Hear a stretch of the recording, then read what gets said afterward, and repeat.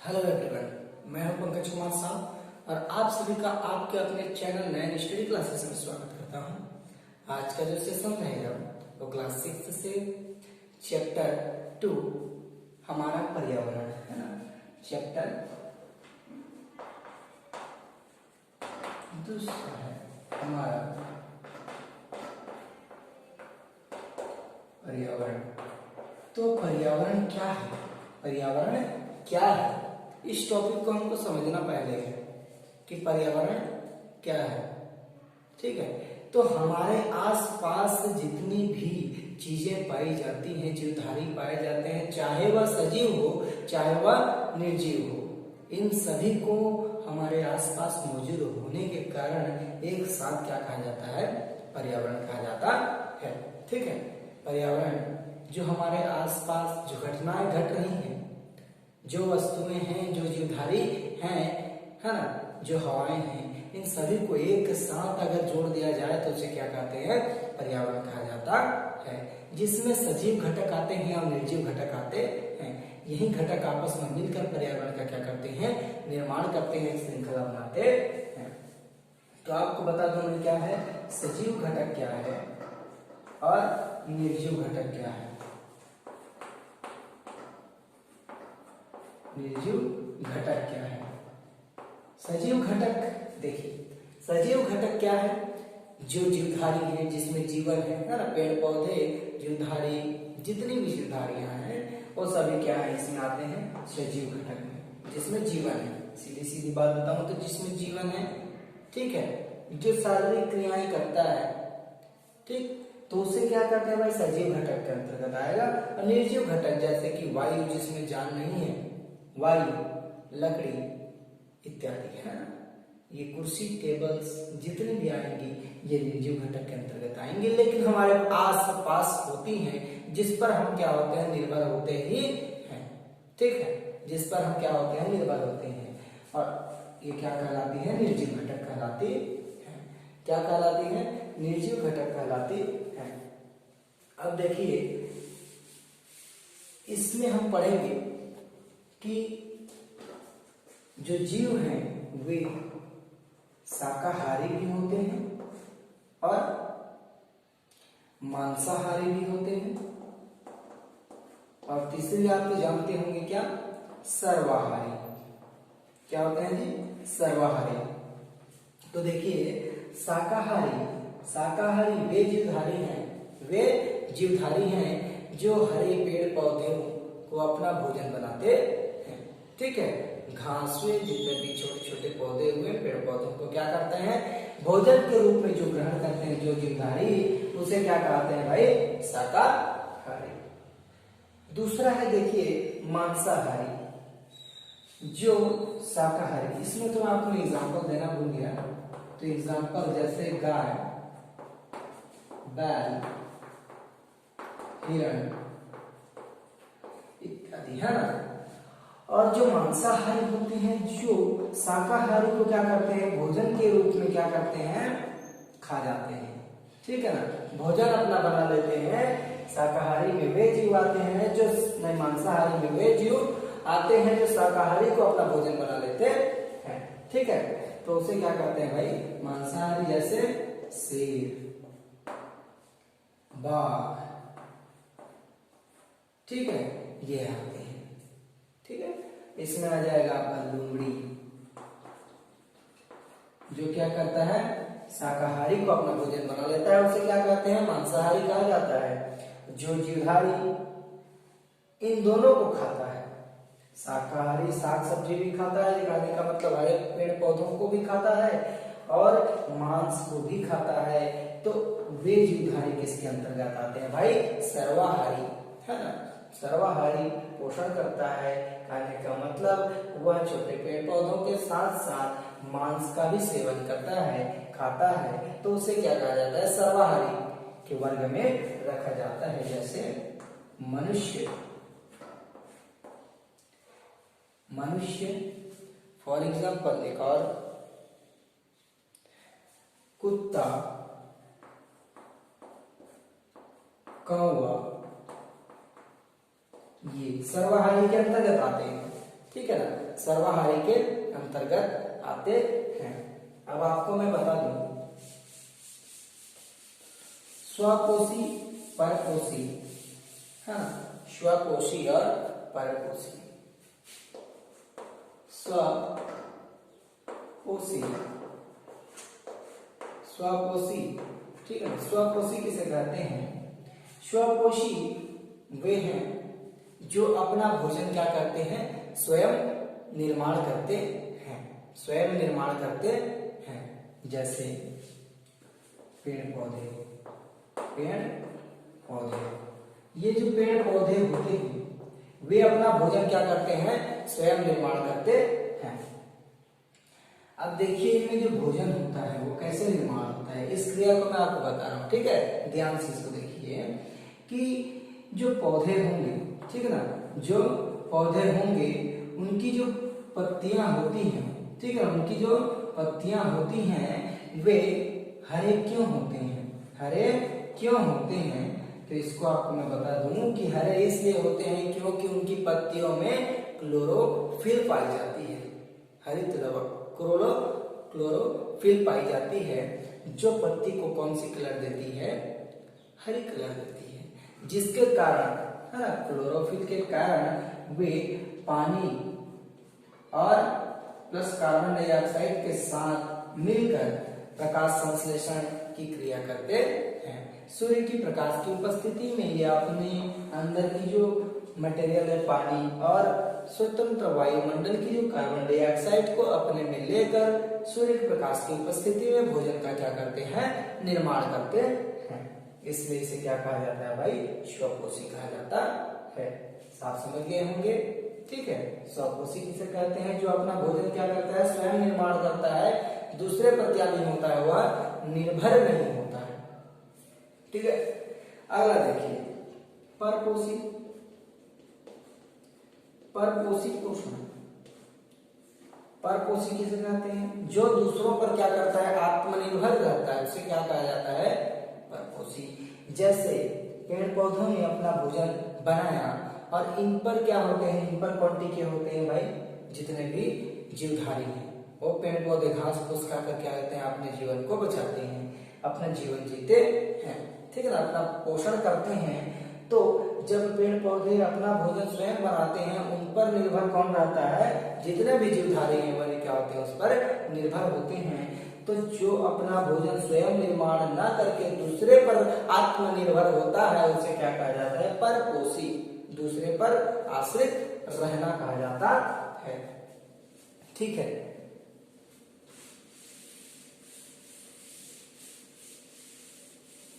अब बताता हूं आपको उत्पादक और उपभोक्ता। उत्पादक, उपभोक्ता, यह भी सेम उसी टाइप से है जैसे परपोषी और विषमपोषी की बात कही गई। तो उत्पादक अपना भोजन निर्माण करके, है ना, बिना दूसरे पर आश्रित रहे अपने आप को क्या करते हैं? वृद्धि करते हैं या अपने आप को तैयार करते हैं, तो उसे क्या कहा जाता है? उत्पादक कहा जाता है। स्वयं का भोजन निर्माण करके अपने आप को क्या करना? वृद्धि करना, ठीक, तो उसे क्या कहा जाता है? उत्पादक कहा जाता है। अगला जो है उपभोक्ता, इन्हीं उत्पादक जो है ना, जिसमें उत्पादक में आता है पेड़ पौधे, घास, धान, है ना, ये जितने भी आते हैं ये सब आपस में क्या होते हैं? उत्पादक है, क्योंकि ये स्वयं भोजन का निर्माण करते हैं और उन्हीं जो बनाए हुए भोजन है इनका उनको क्या खाता है भाई? उपभोक्ता। जैसे हम, है ना, जो धान क्या होती है? बनती है, उसके बाद उसका जो फल होता है उसको क्या करते हैं? हम खाते हैं। तो हम उसकी बालियों पर, उस धान पर आश्रित हैं, ठीक है। तो हम क्या हुए? उपभोक्ता, उपभोग कर रहे हैं उसको ग्रहण कर रहे हैं। उत्पाद वही है, उत्पाद कौन कर रहा है? धान कर रहा है, धान की जो फसलें हैं वो कर रही है, जो पौधे हैं वो कर रही हैं, और उसका जो उपभोग हम खा कौन रहा है भाई? हम खा रहे हैं, है ना, जितने भी जीवधारी हैं वो खा रहे हैं। तो क्या हुए? जो निर्माण करता है वो क्या कहलाता है? उत्पादक कहलाता है। उसका जो उपभोग करता है, जो उसे खाता है, तो उसे क्या कहते हैं? उपभोक्ता कहते हैं। ठीक है, उपभोक्ता कहा जाता है। अगला है खाद्य श्रृंखला। ठीक है, अगला जो हम पढ़ने वाले हैं वो क्या है? खाद्य श्रृंखला। खाद्य श्रृंखला क्या है?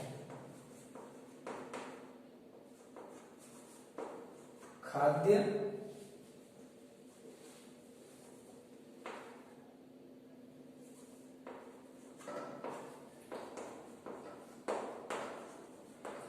श्रृंखला। खाद्य श्रृंखला एक ऐसी क्रिया है ना, ऐसी प्रक्रिया है जिसमें एक जीव दूसरे जीव को खाकर अपना जीवन क्या करता है? आगे बढ़ाता है। ठीक है, एक जीव दूसरे जीव को खाकर अपना पोषण प्राप्त करता है। एक जीव जब दूसरे जीव को भोजन बनाता है, ठीक है ना, तो उसमें उसकी जो एनर्जी होती है, जिस जीव को खाया जाता है उसकी जो एनर्जी होती है, तो उसकी 10% जो एनर्जी होती है खाने वाले जीव के अंदर आती है। ओनली और कितनी परसेंट? 10% जो एनर्जी होती है, जो है ना, जो ताकत होती है, जो एनर्जी होती है, उस मरे हुए जीव से क्या होती है? खाने वाले जीव के अंदर आती है। उसे क्या कहा जाता है? खाद्य श्रृंखला। जो एक दूसरे पर निर्भर होकर और एक दूसरे को अपना भोजन बनाकर जीवन क्या करते हैं? आगे चलाते हैं, आगे बढ़ाते हैं, जीवन को क्या करते हैं? और यही क्या करते हैं? ये जो प्रक्रिया है, इस पूरी प्रक्रिया को क्या कहा जाता है? खाद्य श्रृंखला कहते हैं। ठीक है, जीवित रहते हैं, एक दूसरे को खाते हैं, है ना। तो जैसे काई को छोटी मछली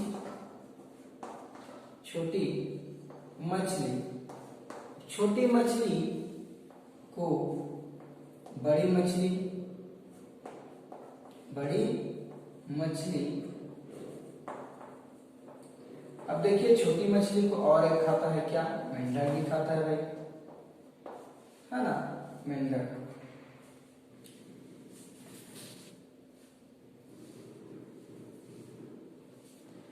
बड़ी मछली को कौन खाता है? मनुष्य। और मेंढक को कौन खा लेता है? सर्प। ठीक है, इस तरीके की जो श्रृंखला बनती जाती है, इस तरीके की जो श्रृंखला बनती जाती है, उसी श्रृंखला को कौन कहता है? क्या कहते हैं भाई? खाद्य श्रृंखला। ये आपस में एक दूसरे पर क्या है? आत्मनिर्भर नहीं। मीन्स कहने का मतलब आपस में निर्भर है ना, एक दूसरे के ऊपर निर्भर हैं। ये स्वयं पे आत्मनिर्भर नहीं है, दूसरे पर क्या है? निर्भर है। ये जो काई है, काई पर छोटी मछली निर्भर है, और छोटी मछली पर बड़ी मछली, और इसी छोटी मछली पर मेंढक अपना क्या करता है? जीवन जीते हैं। ठीक है, पोषण करते हैं। इन्हीं का पोषण करके ये जो 10% की एनर्जी है वो प्राप्त करते हैं। हर कोई जीव जिसको भी खाता है तो उसकी जो 10% एनर्जी होती है उसके अंदर चली जाती है ना। 100% में ओनली और कितने परसेंट जाती है जी? 10% ही जाती है। ठीक है, 10% जो एनर्जी होती है, ताकत होती है, जो शक्ति होती है, वह क्या होती है? खाने वाले जीव के अंदर जाती है। ठीक है, इसे कहते हैं खाद्य श्रृंखला। अब हम पढ़ेंगे खाद्य श्रृंखला के बाद कि प्रदूषण के बारे में। प्रदूषण किन के कारण होती है ना, प्रदूषण के मुख्य कारण क्या है? प्रदूषण क्या है? प्रदूषण कहने का मतलब चाहे वायु हो, ध्वनि हो, या किसी, है ना, जल प्रदूषण हो, तो इन सभी में जब क्या हो जाती है, जो सीमांत चलती रहती है, वह अगर उसमें विचलित आ जाती है, जैसे वायु में जितनी भी गैसों की मात्राएं हैं, अगर उसमें विचलन आ जाए, कहने का मतलब संतुलन बिगड़ जाए, तो उसे क्या कहा जाता है? उसका प्रदूषण कहा जाता है। जो भी वस्तु जितनी है ना, जो भी चीज जितनी मात्रा में है उतनी इससे होकर अगर कम हो जाती है तो उसे क्या कहा जाता है? प्रदूषण कहा जाता है। कारण क्या है? क्योंकि उसमें जो संतुलन है वह बिगड़ जाता है। जो मुख्य कारण है वह क्या है, प्रदूषण है ना। मुख्य कारण क्या है, प्रदूषण। तो इसमें जो फर्स्ट आता है क्या आता है, वायु प्रदूषण, जो संतुलन को क्या करता है, अनियमित रूप से, है ना, हिला देता है। ठीक है, संतुलन बराबर नहीं हो पाता है।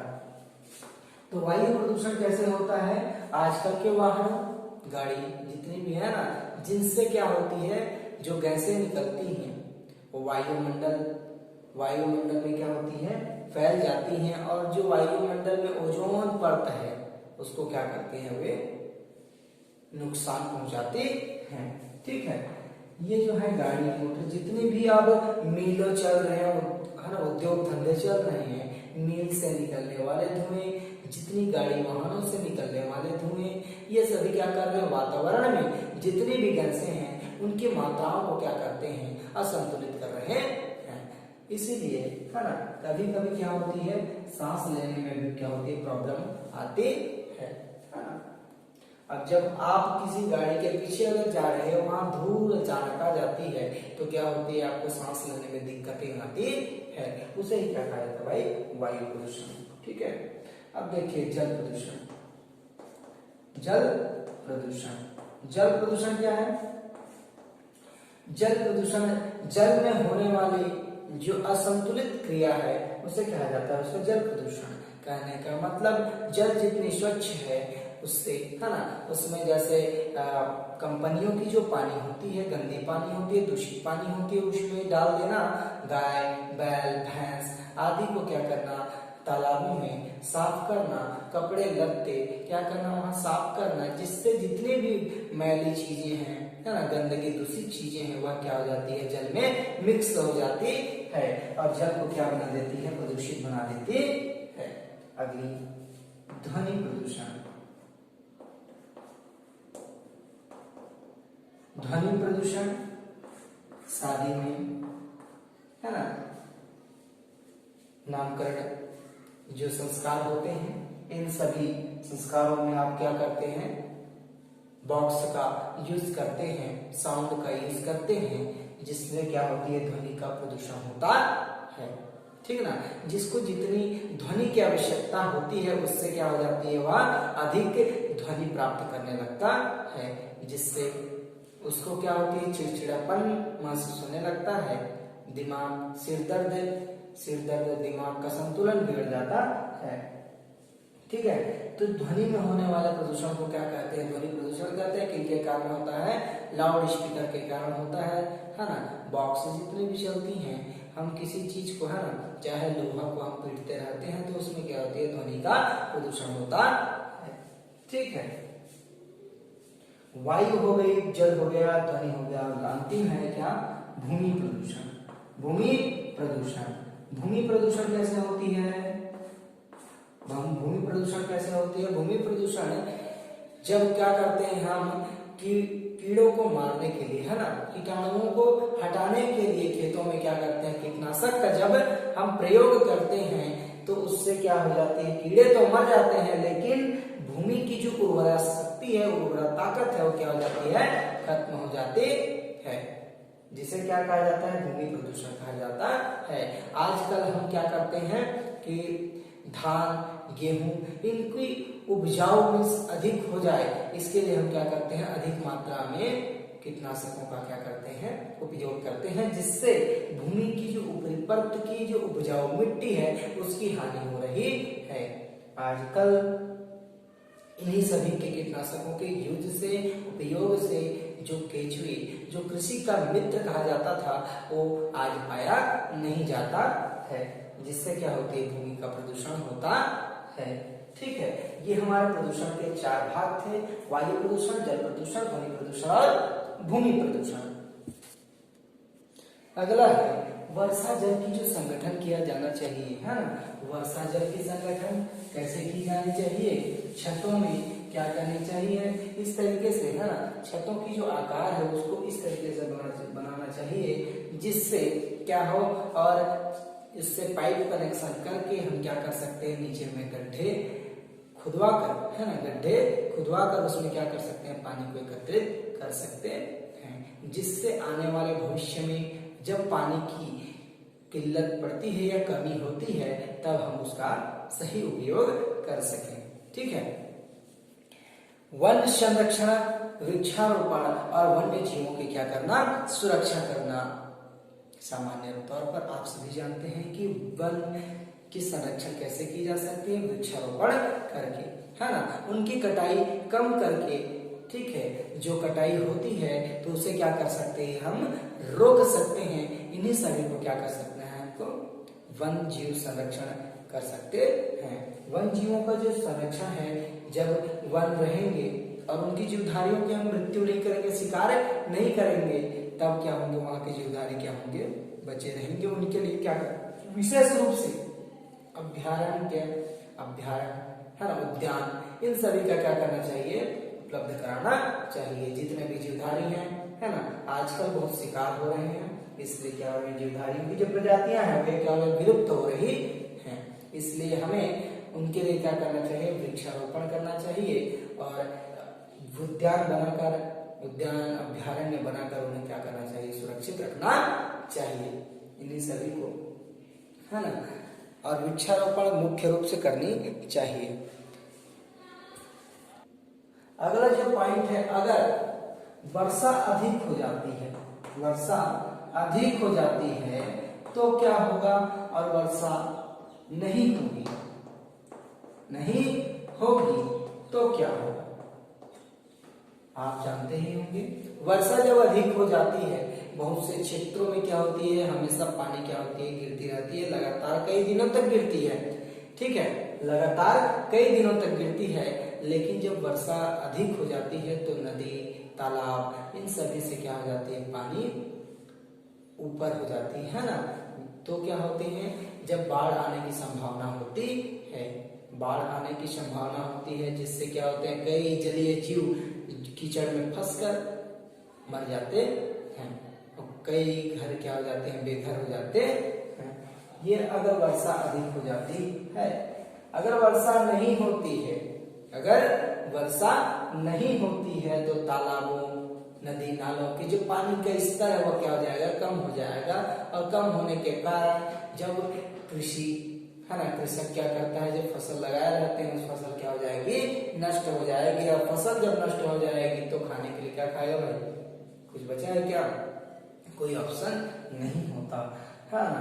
तो लास्ट में अंतिम में जो क्या होता है कि अगर खाने के लिए किसी को नहीं मिलेगा तो भूखे कोई जिंदा रहता है क्या, नहीं, तो क्या हो जाता है, मृत्यु हो जाती है। तो वर्षा नहीं होने पर ऐसे कई बीमारियां भी आती हैं, है ना। वर्षा नहीं होने पर सूखे पड़ जाएंगे, जिससे क्या होंगे, कई बीमारियां आएंगी, कई जीव जंतु, जीवधारियों की क्या हो